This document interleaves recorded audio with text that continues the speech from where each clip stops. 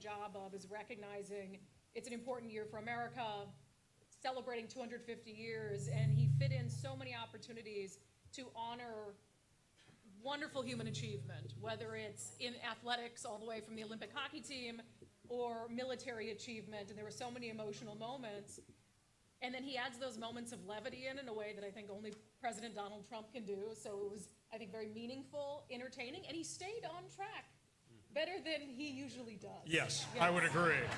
Absolutely, I would 100% agree. For me, I always say that State of the Union is theater. It's always just theater, and President Trump is a master of media. He's a master of theater, and look how effectively he used everything. Like, for example, with the Democrats not standing. And he calls them out right there. They're not standing for, hang on, you guys check me on this for a second. Didn't stand for veterans, didn't stand for children, didn't stand for people who'd been killed by illegal aliens, didn't stand for law and order, didn't stand for the American family, didn't stand for America being more affordable. Did I miss anything? And if you want to talk as somebody who recovered from Trump derangement syndrome, right here, who admits that, you talk about how they couldn't give him any credit for anything at all. Well, and also policy issues that Democrats have been pushing for a really long time. You know, I think on the RX, maybe it's because he called it Trump RX and Trump accounts. I'm sure they just literally... That's Michael Baumgartner, Congressman Michael Baumgartner from Washington State, right there. We joke that no one loves being a member of Congress more than Congressman Baumgartner. Look at him right now. He loves this. But I think, you know, those are two prime examples of policies that even progressives have been pushing for a really long time. You know, helping people build generational wealth. What helps them build generational wealth more than literally being born with a bank account? And Trump RX, I mean, you saw Elizabeth Warren sort of weigh whether she wanted to stand when he's talking about, you know, these tremendous deals that, and my producer Nicole was talking about how she was searching the website and was shocked at how good the prices were for prescription drugs. And so those are things that Democrats have advocated for years. But because President Trump is delivering them, they just have to find a problem with it. And yeah, I mean, so many moments. The one that stands out to me is, and this was so deliberate the way that it was written for him to deliver, where he told Democrats, if you agree with me, I want you to stand. So he set them up for a moment of choosing, right? And he said, stand with me if you believe that our primary responsibility should be protecting American citizens and not illegal aliens. And they didn't. They didn't meet the moment. And so they milked it. And yes, there's some politics there and optics. But the Republicans kept the standing ovation going for what, 3 minutes? Yeah. Yes, election ad. I thought somebody was shouting at me that I was election ad for him, but yes, they kept it going for like 3, maybe even 5 minutes, and I would play that on repeat every single day of the midterms. Yeah. It's I think you're almost 100% like President Trump was using the Democrats in Congress as props for their next commercials. It kind of seemed exactly like that. And here's the other thing. How many memes did we get out of that speech? For tomorrow, let's go over what we got, just by my count off the top of my head. You've got Rashida Tlaib and Ilhan Omar yelling at the president, sitting there sour-looking. You've got Elizabeth Warren, then the cameraman popping up in front of Elizabeth Warren, which was just great. I mean, you look at Donald Trump looking at them and going, these people are crazy. And how can you say they're not when the things they wouldn't stand for? I said it earlier, I love State of the Union because I was assigned it years ago as a homework assignment. And I've watched it every year since, whether it's a Democrat president, Republican president. Do you remember, I forget which congressman it was, the guy who yelled at Obama, you liar. And the outrage. Meanwhile, you've got Ilhan Omar yelling at Donald Trump he's a disgrace. Joe Wilson, thank you. Yelling at Donald Trump that he's a disgrace while he's talking about the billions of dollars in fraud in Minnesota. But he's the disgrace. Well, it was, whoever was running the camera for Fox, just chef's kiss. He was talking about the Somali pirates. I think he had That was great. Right, Ilhan Omar. And then, in something we should talk about in a serious way, but I'll joke about it right now, he was talking about this story about this girl who'd basically been allowed to be kidnapped by the government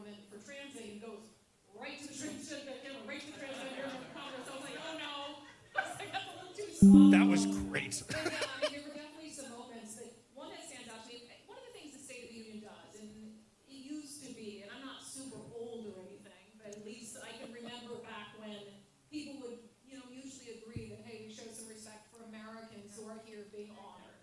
And let's be honest, both sides have gotten away from that a little bit and been kind of stubborn, you know what. Democrats definitely worse on that front than Republicans, but it really helps you recenter on the stories that we hear throughout the year that are so often so politicized and push people to their corners. The real people that are at the center of them and that are hurt by them that sometimes don't get the attention, like Irina's mother, the young woman who was stabbed to death on the train, and I mean that video being shown all over, and you saw the pain of a mother unlike I have ever seen, and they didn't stand for her. They couldn't, and that's one of the times I think he said, how can you not stand? How can you not stand? And I think he was even surprised by that one. He's usually not surprised because they never stand for him. Yeah. But that one, you could tell he was actually shocked how do you not stand for that. Like, for example, last year, not standing for the kid with cancer. Yeah. For historical context, John, help me out a little bit here, is that I don't remember it ever being this bad before. Under Obama, I remember Republicans not standing because they didn't like Obamacare. But when there's a veteran in the room, when there's somebody who's got an inspirational story, everybody's standing. Can you ever remember anything like this? No, we have now reached the point in this country where the strong majority of the Democratic Party would rather offend the vast majority of Americans watching on TV than annoy the progressive wing of their own party because they showed weakness by standing for the mother of a slain daughter. Yeah. I mean, that's where we now are. They would rather offend the great majority than anger or annoy the hard left within their own party, which gives you an idea of who's really running the Democratic Party. I've got a lot of friends who are Democrats, both in terms of personal friendships and professional friendships and relationships. And the bottom line is, it is stunning to me when you look at Olympia, for instance, which is now, and it's incredible to say this, but the legislature today is more radical than the Seattle City Council was 8 years ago when Shama Sawant was. This is how deeply held hostage an entire political party is to the hard, most extreme, ideologically driven wing of its own party. I'll also say is that when you look at what's going on right now, and Brandy and I got court cases about this coming up, the fact that they will do anything to silence the opposition. How many of them, Brandy, let me ask you this, how many of them talk to you offline and say, I don't really believe in this? Oh, gosh. Okay. So I have very recently told off a few progressive politicians in private. Some of them are former politicians. And basically said, I don't want you to say this stuff to me privately anymore. If you're going to say it publicly. Because there comes a point where I'm not going to keep your secret anymore. Because it's that, the boys and girls sports issue. It's like, they want to confide in me how dumb it is. Well, all of us put ourselves out there. Well, Brian Haywood puts himself out there personally and financially. And while 14, 15, 16-year-old girls put themselves out there to stand up for truth, and I have grown men who are supposed to be quote-unquote leaders who will privately message me and say, yeah, I don't know what my party's doing on this, but not say anything about it publicly. So I just said basically, look, I don't want to hear it anymore because the next time you tell me, I'm going to take a screenshot of it. I'm going to put it on X. Because it's time. So there are a lot of them, and that's why I think it's important. I said this on my show the other day. I do believe that this is a time for positive reinforcement. And it might sound Pollyannish. I don't necessarily think it's our jobs to give politicians credit for doing things they should be doing. But at a time when it's very difficult to go against your own party, where we should all encourage some semblance of sanity, I think we should give positive reinforcement. John Fetterman shook the president's hand. He was the only Democrat. Wearing a suit. Wearing a suit. He was the only Democrat at the State of the Union who stood up, met the president where he was, and shook his hand. And then I'll apologize because I cannot recall his name, but a Democratic congressman from Texas, who is Hispanic, by the way, was the only Democrat who stood up for the line about, is it Quaylar? Maybe. There are some glimpses of sanity, and I think that we have to call those out and give some positive reinforcement so they know that we see it. We see that you did something that's difficult in this political climate. An example of what Brandy's talking about, I just had the other day, and he never said it was off the record, so I'm going to say it right now. Jesse Solomon, Senator Jesse Solomon, he called me for sympathy. Federal way. Yeah, he called me for sympathy because, yeah, he got excused from a vote because he didn't want to vote a certain way on it and didn't want to speak on it. And he wanted sympathy for me like they're bullying me. And I said, well, if they're bullying you, then let's talk about it. Come on my show and tell me what they threatened you with. Tell me, is it physical threats? Is it political threats? Because if it's political threats and they're threatening to primary you, I got no sympathy for you. You're a politician. If it's physical threats, that's illegal. Let's talk about it. And there's this real cowardice because they're afraid of the people in power who are the most radical ones. Look who's in charge. Lori Jenkins, Jamie Peterson. Right? You look at who's in charge. It used to be the radicals were the fringe ones. Now they're the ones in charge. Who's the #1 fundraiser for the Democrat Party overall in the country? AOC. AOC. That's why they're all afraid of her. John, can you think of a time like this, maybe the 1960s, something like that, where it was even close to this? No. The closest it came was during the McGovern, when George McGovern took over the Democratic Party during the latter part of Vietnam and helped Richard Nixon win 49 states in 1972. But he had a few very wealthy backers. This was in the days before financial disclosure that helped make that happen. Another whiskey there, Brandy? No, that's a double espresso. I'm teasing. I got the whiskey. And I would like to talk about some things that came up at the State of the Union that are so relevant to our state, and I actually think we're sort of leading the charge on. I mean, what a remarkable moment. Speaking of, since we have Brian Haywood here and the Let's Go Washington initiatives, and you know, the sort of parental rights aspect of it,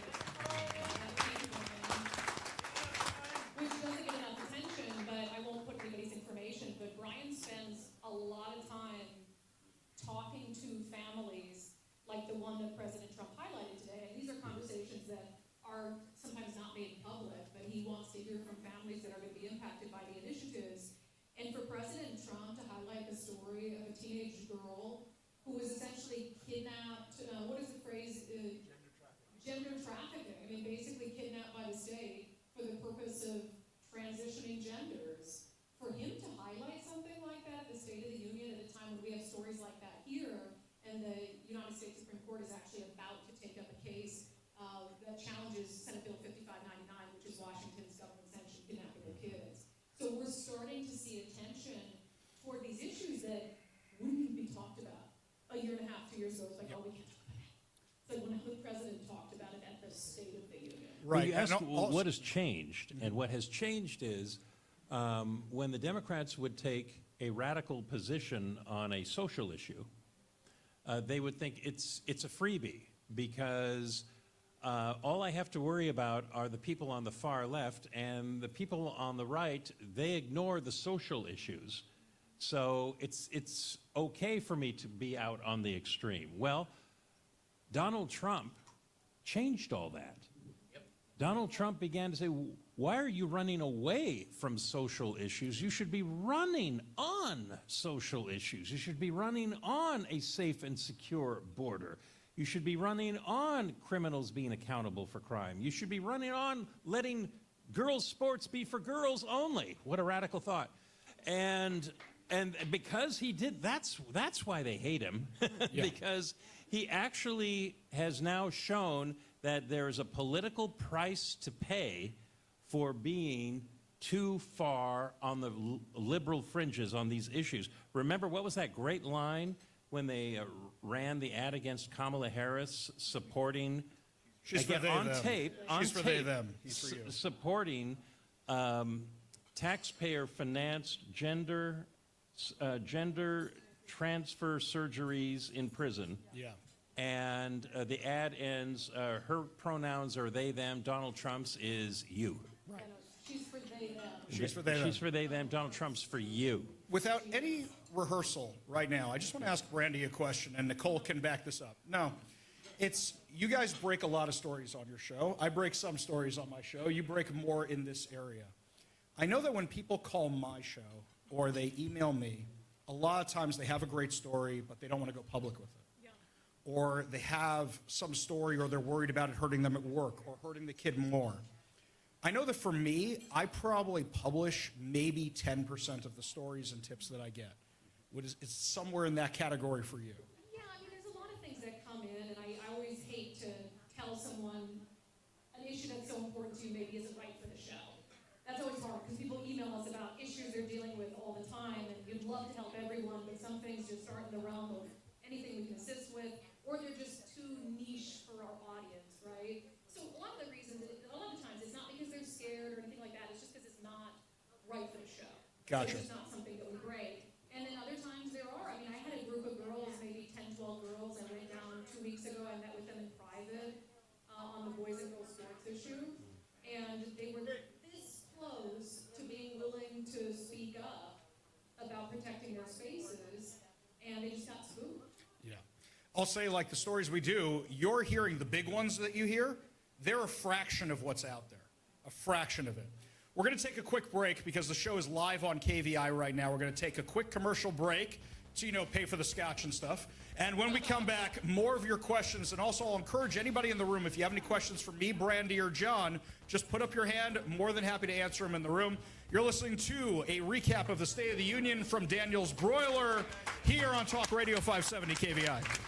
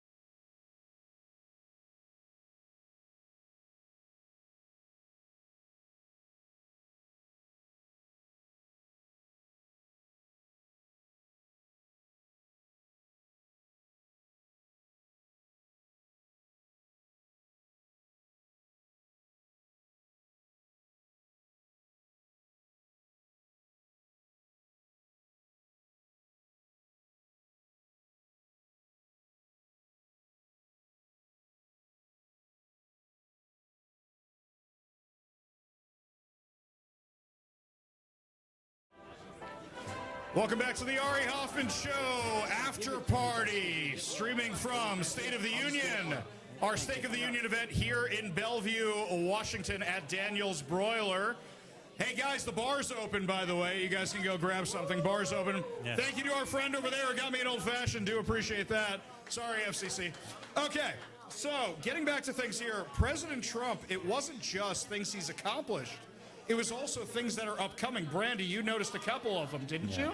Yeah, well, and these are some of the things I was surprised Democrats maybe didn't cheer for, but a couple of things the president announced. When he said we need to pass a ban on insider trading, that was one that actually Democrats stood up. How could they not go to Nancy Pelosi for that one? I was waiting for it. She came later. Yeah, she was there. She was there. Yeah. Bathroom break. Also about banning corporate large-scale purchases of single-family homes. Mm-hmm. That's something certainly that would impact us here. Yep. I thought that would get more applause from Democrats because it's something they talk about all the time.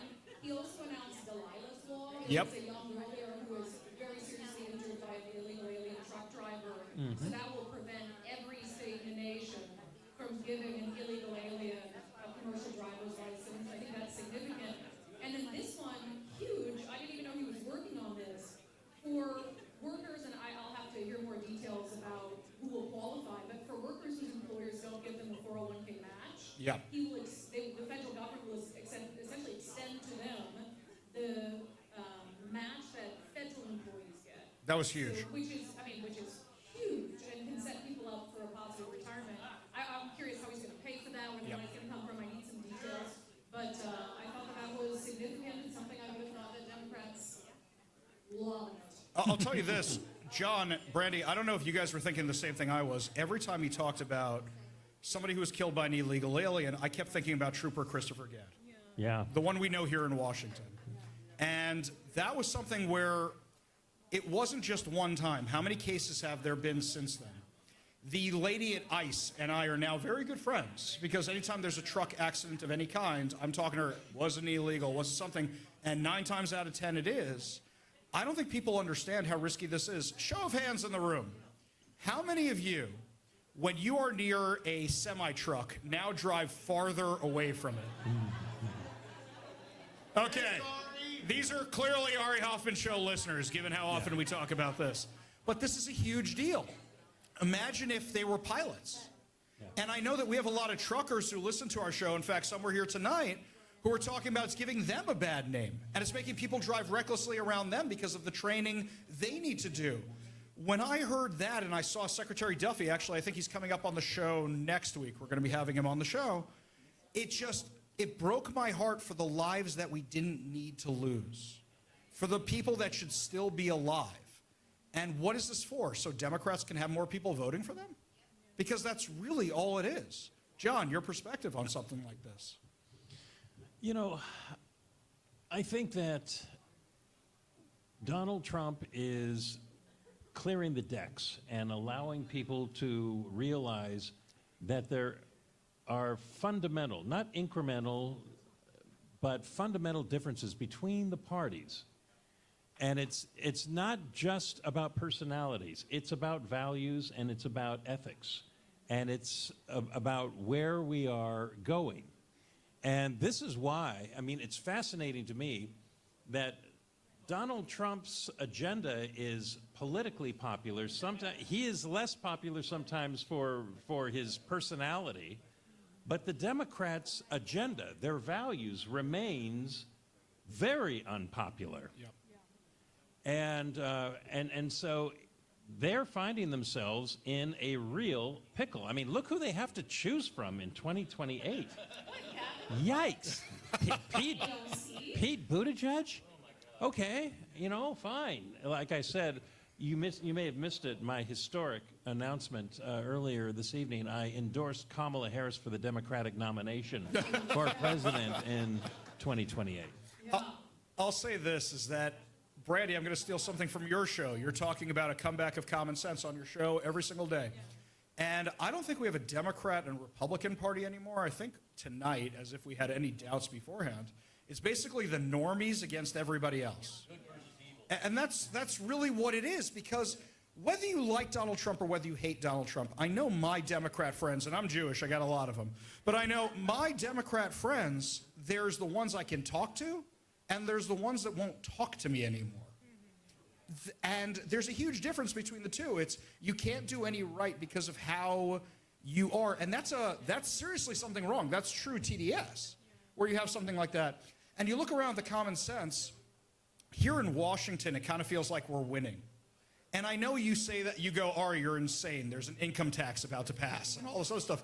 But more and more people I know say, oh, you're friends with Brian Haywood? He does those initiatives, right? More and more people I know are saying, oh, I heard that story you did about that girl or something Brandy did.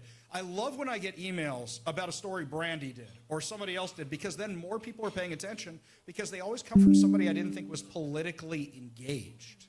So how do we continue the momentum on something like that? Yeah, I'll tell you a funny story. Oh, I'm a lightweight. No, all three are for me. I actually have a great example of this the other day. And then I want to respond to something John said about personality and sort of politicians. But we do our live show in Kirkland. And if you're familiar, we're kind of by the Google campus, and there's a bougie grocery store close to it. Is it PCC or is it Met Market? One of those two. Whatever it is overpriced. Time out. If PCC is so healthy, how come everybody who shops there looks like they're wasting away and dying? Yes. Because they eat grass, they eat nibbles. Yeah, that's right. So anyway, I was wearing, it was the day that there was that big rally outside the United States Supreme Court about protecting girls' sports. And we weren't able to go. My dog had a surgery that day, but Nicole and I were wearing our XXXY athletic shirts sort of in solidarity with the girls who were there. And so after the show, I went to the grocery store, and I'm walking in, and there is this, she looks like if I painted what a liberal old lady would look like. And I was like, oh no, I'm not ready for this. Because I got my XXXY shirt, and I can just tell. She's walking towards me, and I'm like, oh. And she's like, oh, your shirt. And I'm like, oh no. And she goes, I love it. And I'm like, no way. I told her I just couldn't. And she got into how she loved Dory Monson and all this stuff. I never would have guessed it. I was like, oh my gosh, this lady who looks like a total liberal Karen loved my shirt. And I was just like, I think we might, people who you don't expect. But on your point about Donald Trump, and I've been actually at a very short period of time. I mean, Nicole will tell you that like 2 years ago, I told her if she got Trump to come on the show, I wouldn't even have him as a guest. That's how much I disliked the man. And you have to remember, I came from a mainstream media environment. I was living in this bubble around a lot of groupthink, and only when I broke away from that did it slowly start to chip away. But I did not like his personality. And frankly, I don't love his personality now. I mean, but now when I'm not so deranged about him, I'm like, oh, it's actually kind of funny, right? But what I started to realize, and I think my turning point is, I can either be turned off by this man's, ill-timed jokes and sort of self-absorbed comments, or I can watch the real-time destruction of our country. Yeah. It was like, that ain't even close. So it's like, I'll deal with, some of the aspects of his personality I don't like, so that our country doesn't implode. Yes. And I think more people are getting to that place. John, let me ask you a quick question. I know you want to say something. You can answer it in this one here, but I was talking to my father not too long ago, and I said, Dad, did Ronald Reagan have it this bad? For those of you who don't know, my father worked on Ronald Reagan's campaign. And I went back. Actually, my mom was a Democrat, and my father was a Republican, and that was all. They're divorced now. But I will say, it's like, I said, did he have it this bad? And my father said, well, at the time we thought it was bad. And John, does the next president, does the J.D. Vance, does somebody else get it even worse, or is this specific to Donald Trump?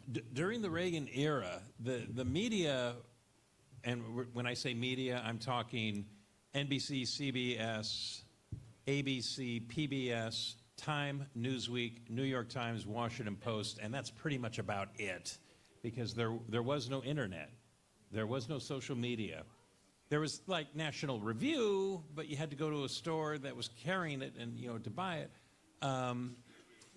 And so, yeah, there were a few places here and there. But Ronald Reagan did have to deal with a decidedly liberal news media. But they kind of held it in a little bit. They were biased, but they weren't vicious. They weren't mean. They weren't personal in the way that the media have become today. I've often said one of the things about the far left is that They take political differences personally. So while you may say, to, your cousin who's on the far left, I'm right, you're wrong, your cousin is likely to say, I'm right, you're evil. You're just not a good person. And that is why you see the politics of personal destruction and cancellation culture emerging on the left. And it's, it's summed up by something that the great journalist, working class journalist, her name is Selena Zito from Pennsylvania, Pittsburgh area, said, and this was way back in 2015, 2016. She said, Donald Trump's supporters take him seriously, but they don't take him literally. Mm-hmm. Yeah. And his enemies don't take him seriously, but they take him literally. And so, that is why you hear all of this nonsense about, Nazi and fascist and all this. The people who see Donald Trump in full see a very different leader and president than the people who, again, take political differences personally. Oh, go ahead. Imagine today in this time with everything we've been through as a world over the last 4 years, and imagine that having been Kamala Harris tonight. Oh, yeah. I mean, it's hard to even imagine. Yeah, do you know? I mean, You still have people in Gaza. right, there is a seriousness that President Trump, although he jokes around and he, has these light moments, and actually he was way more self-deprecating tonight than I've ever seen when he was saying, I wish I could award myself the Medal of Honor, but they won't let me. It was sort of this funny recognition that that's totally something he would do, and he knows it, But can you just imagine,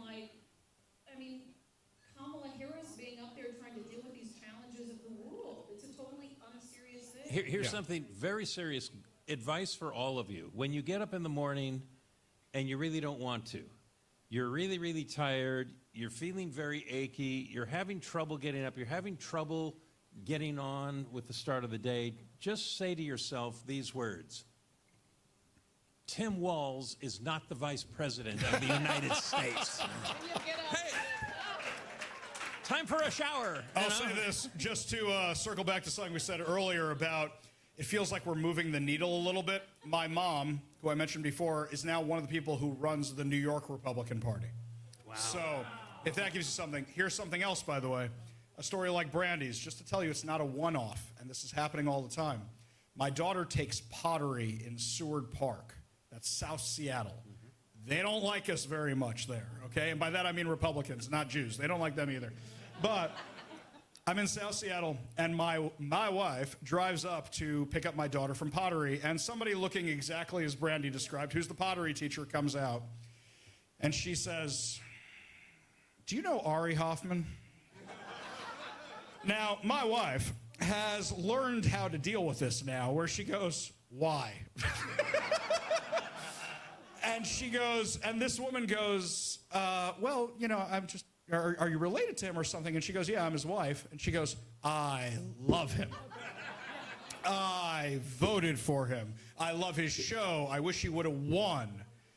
Don't judge a book by its cover in terms of the people you're looking around at, because we were at the Puyallup Fair not too long ago. KVI was out there, and this person who looked like they were going to kill me, and I get a lot of death threats, came over to talk about how much they love John Carlson. So I'm just saying, it's like, they also talked about how much they love Kirby Wilbur, so I'm not sure how much they're actually listening. But I will say is that I think we're moving the needle. We're going to take another quick break. If you have questions, I encourage you, shoot up your hand during the break. We'll make sure to come back to you.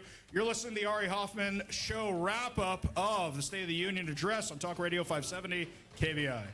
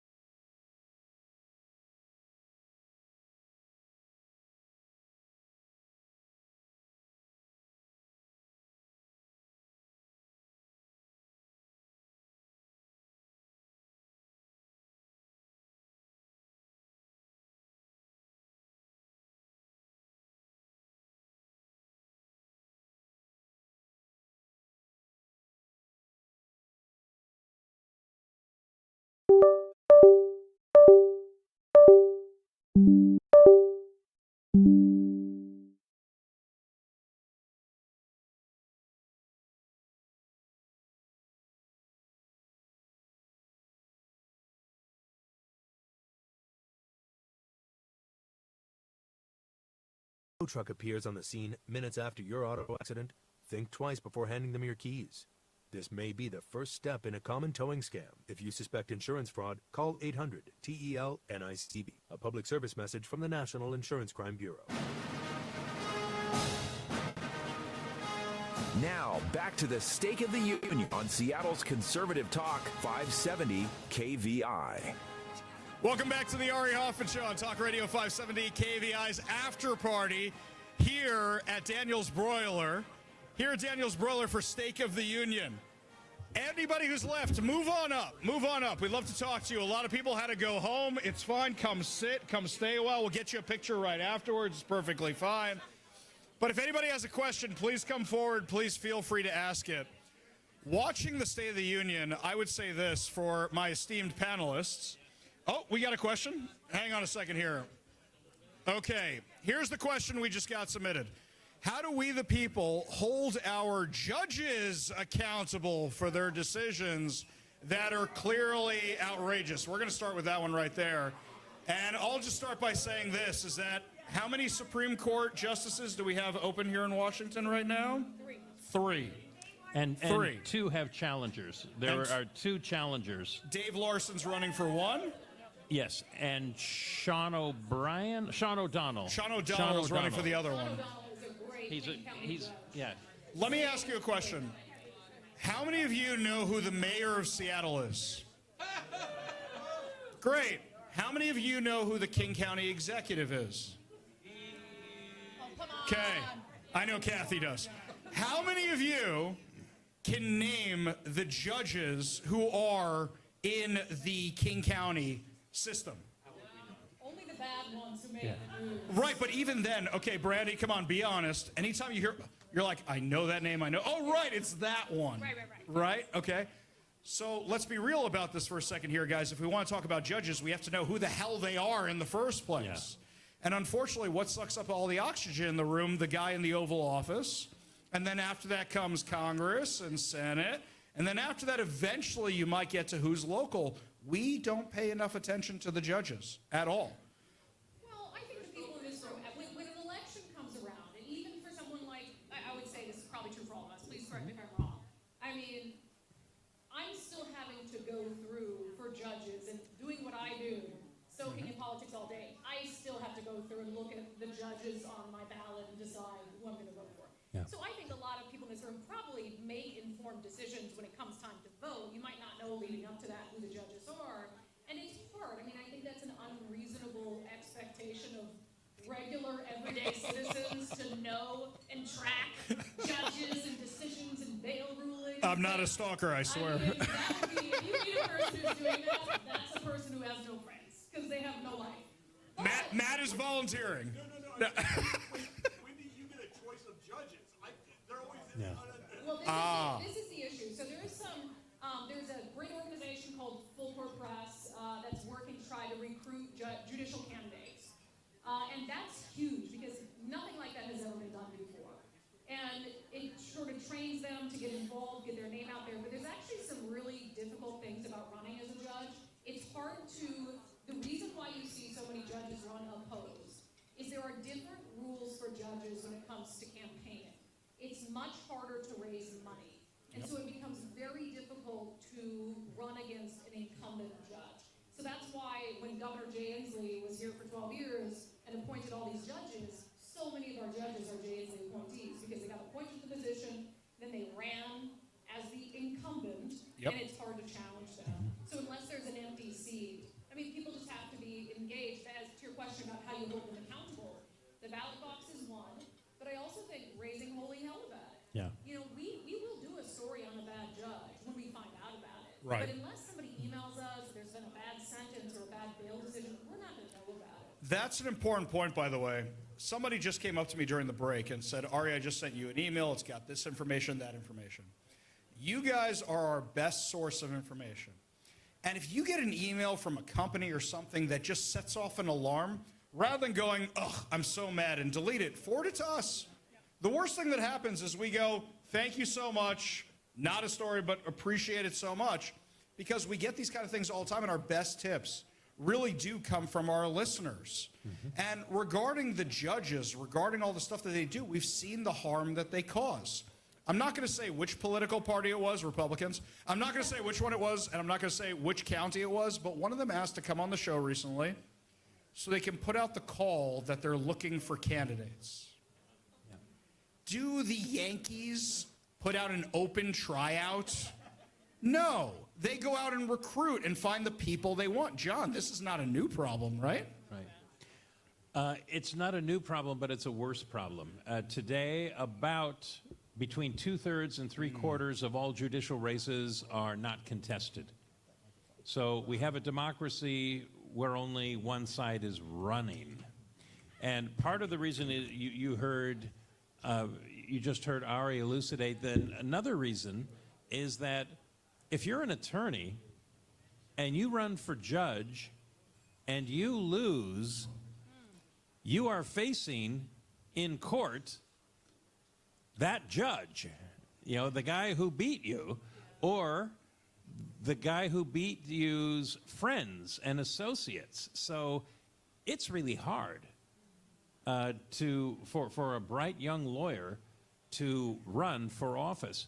All the more reason why I think that you should pick not the top 8, but maybe 3 of the most notoriously irresponsible extreme judges and make them famous. Pick them off one by one. One by one. Yeah, the 3 worst. And then have people ready to run against them. Because if you run against someone who lets killers and rapists, who lets rapists and those accused of murder out on low bail or even no bail, who refuse to give shoplifters anything other than a mild fine, which they never follow up on, people will vote against that person. Yep. There are some issues that really do transcend politics, and we get down to basic fairness. So I really think that this year we can make some changes for the better when it comes to our judges. Because that's why the Democrats are even pushing this income tax. It's outrageous, their argument constitutionally. Former Judge Jeanette Burrage here knows what I'm talking about, where they are arguing that your income is not your property. That's the legal argument they're going to make in court, that your income is not your property, even though the state constitution explicitly says property as defined herein, meaning in this Constitution, is anything subject to ownership. And I think most of you do own your income. So they are so convinced that the Supreme Court is so politicized that they'll find a way to avoid simple, straightforward, basic English, the English language. It's just outrageous. Really quick on that, because this question actually came up today. Does this work? Is it on? Sorry. Oh, it is. Okay. Yeah. Sorry. This question came up today. I was down in Olympia, and I got a chance to speak to the Democratic leadership. And I asked Rep. Joe Fitzgibbon, because he thinks the definition of income as property is outdated. And I was like, okay, if I cash my paycheck and I take the money home and I put it in my safe, I said, whose property is it? And he goes, well, it's yours. And I go, well, that's the whole argument, right? Of course it's my property. So it's just foolish to say my income isn't my property, because if it's not my property, then whose is it? Yeah. And then if it's not my property and someone steals it from me, then how is that a crime? Exactly. I'll just end with these two quick notes we got here. Dave Larson, who was running for Supreme Court last time, lost by less than 1% of the vote. So for those of you who think, oh, why should I bother voting? It's all rigged anyway, less than 1%. Right. So think about that for a second. We're going to take one last quick break before our final segment. You're listening to the Ari Hoffman Show After Party here on Talk Radio 570 KVI.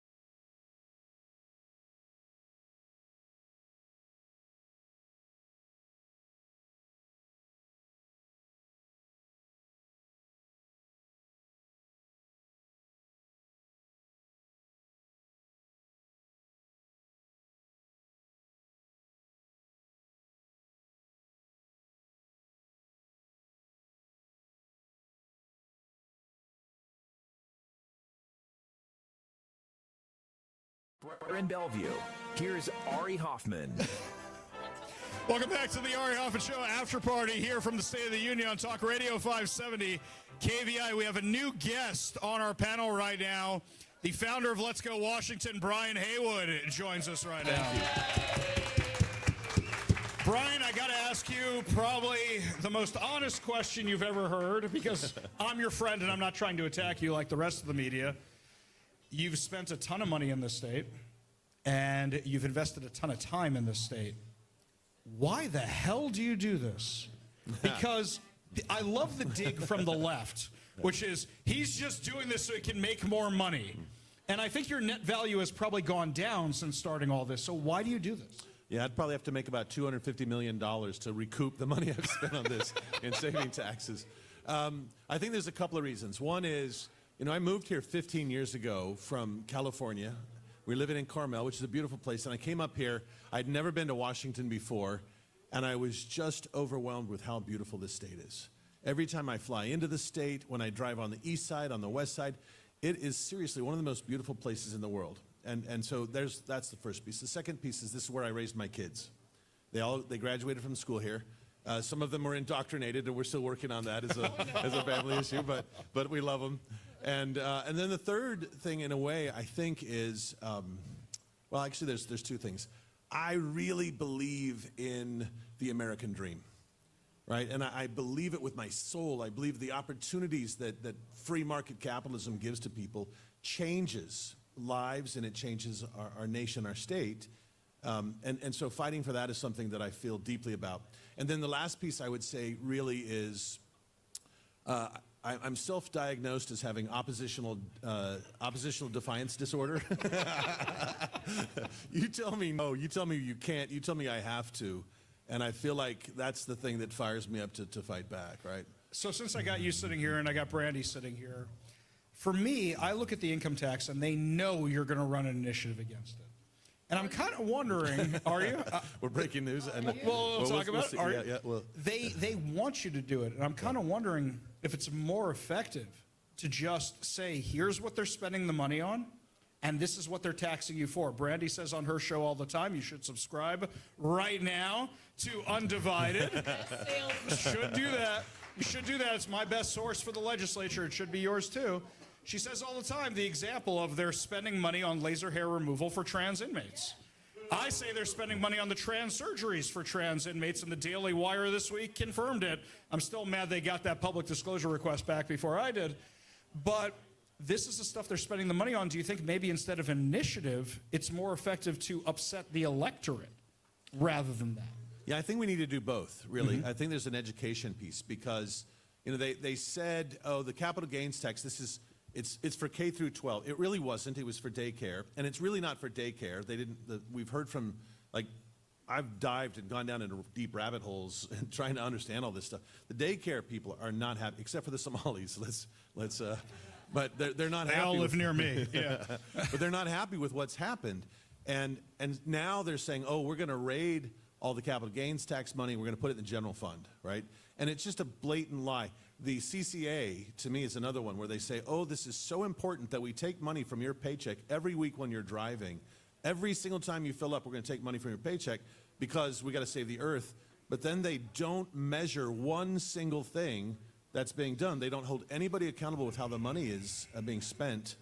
And it's really, frankly, it's on the top of my list to do some transparency and accountability in this state. And I think that's something that actually could come through an initiative as well, is to do that. That if you take money from the state, you have to report how it was used and how effective it was. I agree. And anytime I ran nonprofits for years, I talk about it on the show all the time. I did all these youth organizations, and any nonprofit that I ran, I had to do various reports to justify the grants that I got from these funding agencies. I'll leave you both with this story. This is for everybody in the room. I was saving this. Haven't done this on air yet. I just finished a year-long fight with the Washington Department of Revenue. Yeah. My son, who is 21 years old and never owned anything in his life and was an intern for KVI, they said he owed $18,000 in capital gains taxes. Exactly. Hang on, this gets better. This is the son who is currently serving in the Israeli army and hasn't lived at home in 4 years.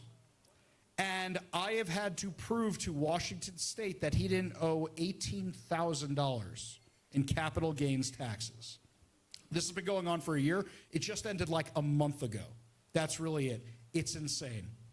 Brandy, your advice. You were just in Olympia today. You covered what was going on with the income tax. Your advice on this. Yeah, well, what I'll respond to with your question to Brian is, yeah, they'll paint Brian if he runs an initiative on it, which we don't know. I don't know. I don't have any insider information. Yes, they'll paint him as, oh, evil rich man wants to, save money. But they're going to paint any effort, any initiative effort, whether it's run by him or run by someone else. And frankly, no one can do initiatives like Let's Go Washington can. Yep. So to me, it's like they're going to vilify whoever does it. And so if it's Brian or someone else, I don't think it matters. The same thing with President Trump. To tie it into the State of the Union as we close, you asked, what's going to happen sort of in the year ahead? The success of the Democratic Party, which has escalated here in recent years, is because of Donald Trump. Yep. He's been very, very unpopular in Washington. Democrats have been very good at blaming him for every single problem under the sun. But I believe that they'll use that success and paint the next person, whoever it is. It could be freaking Liz Cheney. And they will paint her as Donald Trump 2.0. So it's a matter of trying to convince people that that is a lazy thing to do, and there's so many other critical issues that they cannot blame on Trumpism or whatever it is. It's going to be fun to see what happens next. Brandy Cruz, host of the Undivided Podcast, which you should subscribe to right now. Brian Haywood from Let's Go Washington. Don't forget, you can catch the Ari Hoffman Show every single weekday from 3 to 6 p.m. right here on Talk Radio 570 KVI. Subscribe to the podcast right now so you never miss a minute on whatever your preferred podcast platform is. Everybody have a